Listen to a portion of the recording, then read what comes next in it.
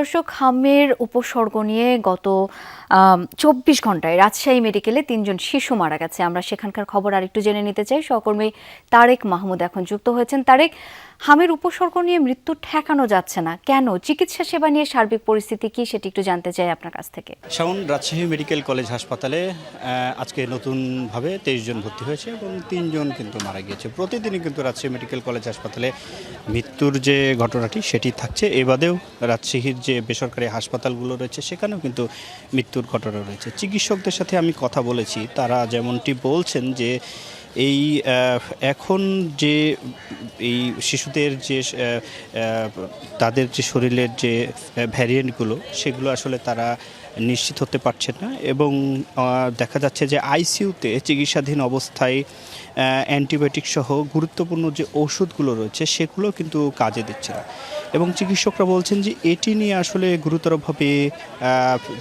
গবেষণা করা দরকার এবং এখন পর্যন্ত এটি আসলে নতুন কোনো ভ্যারিয়েন্ট কিনা সে বিষয়ে কিন্তু তারা অনেকটা সন্দিহান।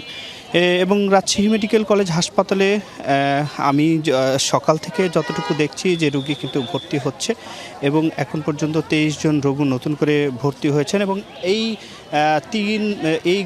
চলতি মৌসুমে 3 মাসে মোট 56 জন রোগী রাজশাহী মেডিকেল কলেজ হাসপাতাল এবং রাজশাহীর প্রাইভেট যে মেডিকেল হাসপাতালগুলো রয়েছে সেখানে কিন্তু এই 56 জন শিশু মৃত্যুবরণ করেছেন এবং এখন পর্যন্ত রাজশাহী মেডিকেল কলেজ হাসপাতালে সাসপেক্টেড হামের রোগী ভর্তি হওয়ার যে সংখ্যাটি সেটি আমি একটু জানিয়ে দিই যে 452 জন এবং এই বিষয়গুলো নিয়ে রাজশাহী মেডিকেল কলেজ কর্তৃপক্ষ তারা চিকিৎসক নার্স একদমই তাদের সাধ্যমতো চেষ্টা করে যাচ্ছেন। রাজশাহী মেডিকেল কলেজ হাসপাতালের যে 30 নম্বর ওয়ার্ডটি রয়েছে 30 নম্বর ওয়ার্ডে 40টি বেড কিন্তু আইসোলেশন ওয়ার্ড করা হয়েছে এবং রাজশাহী মেডিকেল কলেজ হাসপাতালের যে অন্যান্য ওয়ার্ড রয়েছে সেই ওয়ার্ডগুলোতেও আসলে শিশুদের চিকিৎসা চলছে এবং রাজশাহীর শুধু উত্তরবঙ্গ নয়, এখানে খুলনা বিভাগের রংপুর বিভাগের রোগীও কিন্তু রাজশাহী মেডিকেল কলেজ হাসপাতালে হামের উপসর্গ নিয়ে ভর্তি হচ্ছে।